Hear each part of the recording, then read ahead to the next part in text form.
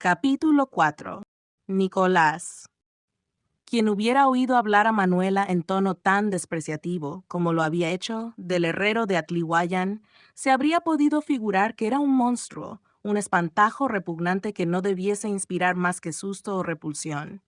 Pues bien, se habría engañado. El hombre que, después de atravesar las piezas de habitación de la casa, penetró hasta el patio en que hemos oído la conversación de la señora mayor y de las dos niñas, era un joven trigueño, con el tipo indígena bien marcado, pero de cuerpo alto y esbelto, de formas hercúleas, bien proporcionado, y cuya fisonomía inteligente y benévola predisponía desde luego en su favor.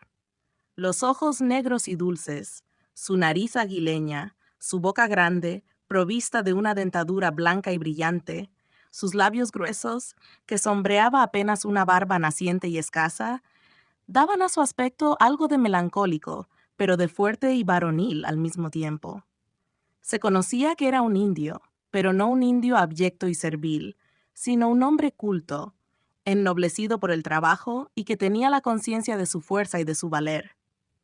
Estaba vestido no como todos los dependientes de las haciendas azucareras, con chaqueta de dril de color claro, sino con una especie de blusa de lanilla azul, como los marineros, ceñida a la cintura con un ancho cinturón de cuero lleno de cartuchos de rifle, porque en ese tiempo todo el mundo tenía que andar armado y apercibido para la defensa.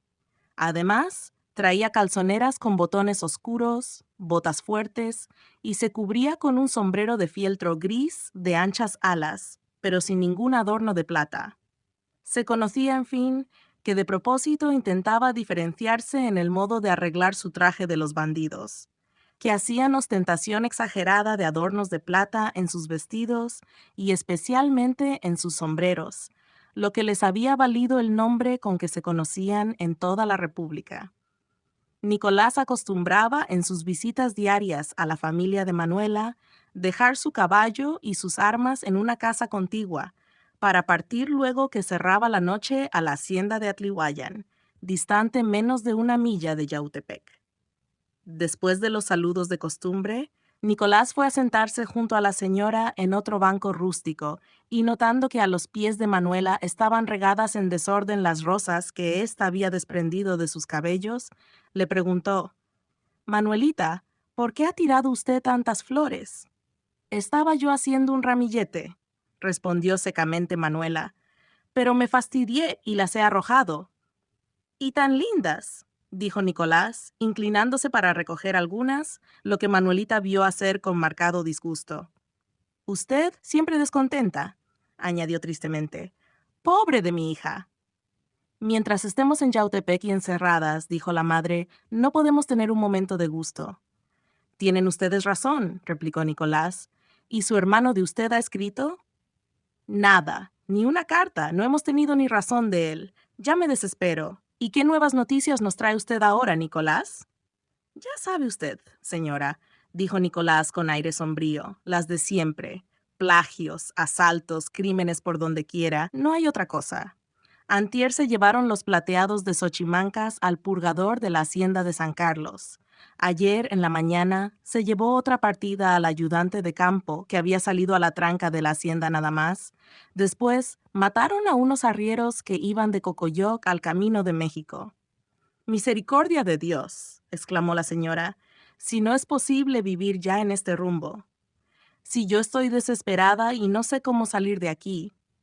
«A propósito», continuó Nicolás, «si usted insiste, señora, en su deseo de irse a México, y ya que ha rehusado usted mis servicios para acompañarla, pronto se le ofrecerá a usted una oportunidad». «¿Sí? ¿Cómo?», preguntó con ansiedad la señora. «Hemos sabido que debía haber llegado aquí esta mañana una fuerza de caballería del gobierno, porque salió de Cuernavaca con esta dirección ayer en la tarde y durmió en Chutepec. Pero, al amanecer, recibió orden de ir a perseguir a una partida de bandidos que, en la misma noche, asaltó a una familia rica extranjera que se dirigía a Acapulco, acompañada de algunos mozos armados. Parece que, precisamente para ver si escapaba de los ladrones, Esa familia salió de Cuernavaca ya de noche y caminaba a prisa para llegar hoy temprano a Puente de Ixtla o San Gabriel. Pero, cerca de Alpuyeca, la estaba esperando una partida de plateados. Los extranjeros que iban con la familia se defendieron, pero los mozos hicieron traición y se pasaron con los bandidos.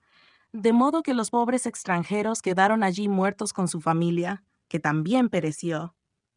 ¡Jesús, qué horror!, exclamaron la señora y Pilar, mientras que Manuela palideció ligeramente y se puso pensativa.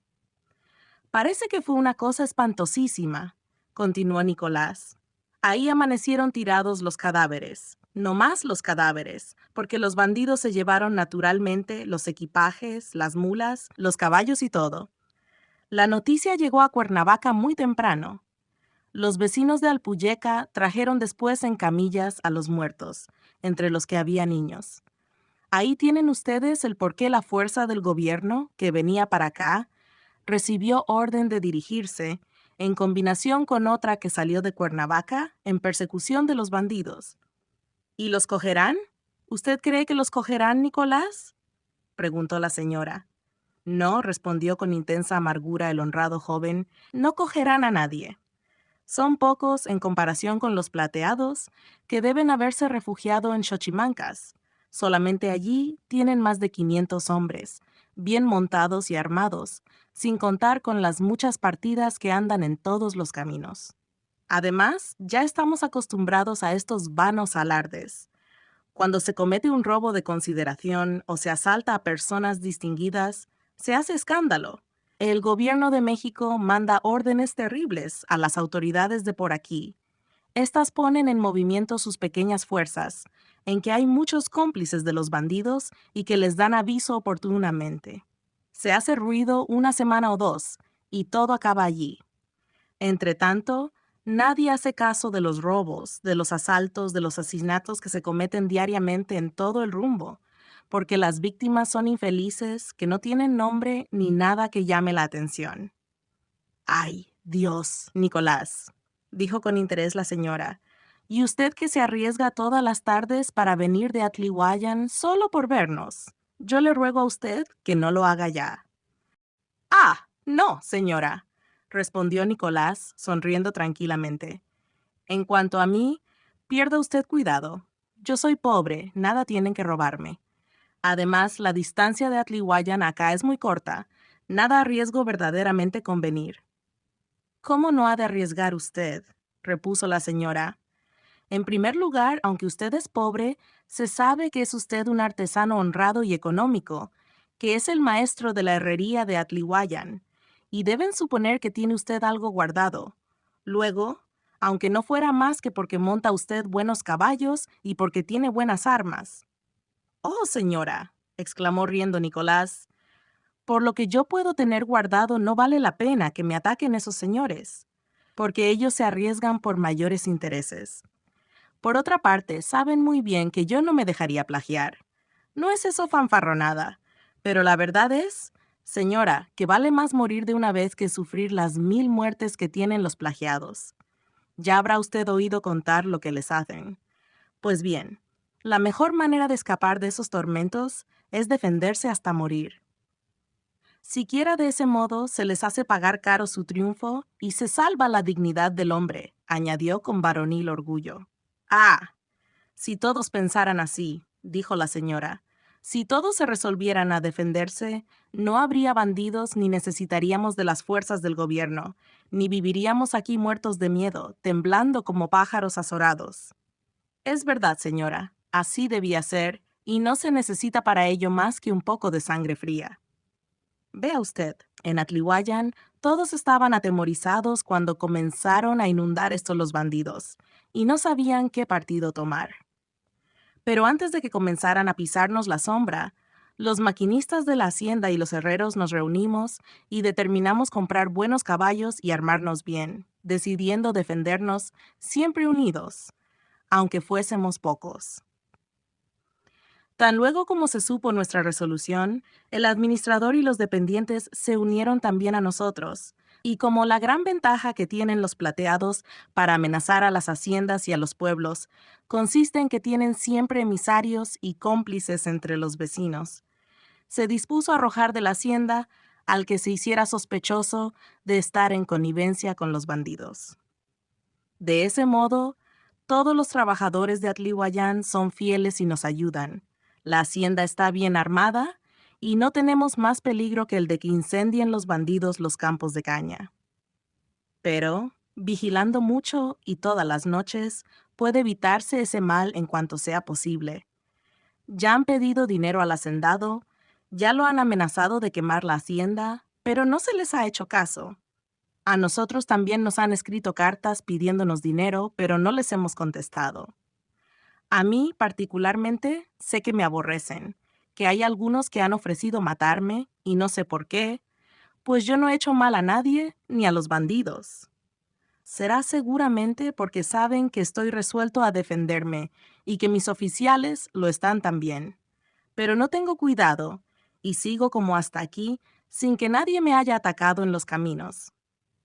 Pero usted anda siempre solo, Nicolás, dijo la señora, y eso es una temeridad. Cuando puedo me acompaño, por ejemplo, cuando tengo que ir a una hacienda algo lejana, pero para venir aquí no creo que haya necesidad de compañía. Pero a todo esto, lo que más me importa es tratar de la salida de ustedes. Decía yo que la fuerza que venía a Yautepec se entretiene hoy en perseguir a los asaltantes del camino de Alpuyeca que ya estarán en sus guaridas. Por consiguiente, la fuerza regresará a Cuernavaca y saldrá después para acá. Es tiempo de aprovechar la ocasión y pueden ustedes prepararse para la marcha. Ya se ve, dijo la señora, y desde luego vamos a alistarnos. Gracias, Nicolás, por la noticia y espero que usted venga a vernos como siempre, para comunicarnos algo nuevo y para que me haga usted el favor de quedarse con mis encargos. No tengo hombre de confianza más que usted. Señora, ya sabe usted que estoy a sus órdenes en todo y que puede usted ir tranquila respecto de sus cosas, pues me quedo aquí.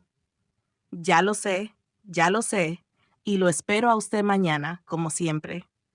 Ahora es tiempo de que usted se vaya. Es ya de noche y tiemblo de que le suceda a usted algo en este caminito de Yautepec a la hacienda, tan corto, pero tan peligroso.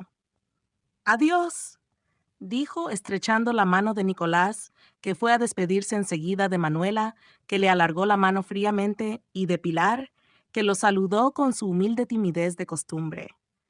Cuando se oyó en la calle el trote del caballo que se alejaba, la señora, que se había quedado triste y callada, suspiró dolorosamente. La única pena que tendré, dijo, alejándome de este rumbo, será dejar en él a este muchacho, que es el solo protector que tenemos en la vida. ¿Con qué gusto lo vería yo como mi yerno? Y dale con el yerno, mamá, dijo Manuela, acercándose a la pobre señora y abrazándola cariñosamente. No piense en eso. Ya vamos a salir de aquí y tendrá otro yerno mejor. Este te ofrece un amor honrado, dijo la señora. Pero no un amor de mi gusto, replicó, frunciendo las cejas y sonriendo, la hermosa joven. Dios quiera que nunca te arrepientas de haberlo rechazado. No, mamá, de eso sí puede usted estar segura. Nunca me arrepentiré. Si el corazón se va a donde quiere, no a donde lo mandan, añadió lentamente y con risueña gravedad, ayudando a la señora a levantarse de su taburete. La noche había cerrado, en efecto. El rocío, tan abundante en las tierras calientes, comenzaba a caer. Las sombras de la arboleda de la huerta se hacían más intensas a causa de la luz de la luna, que comenzaba a alumbrar, y la familia se entró en sus habitaciones.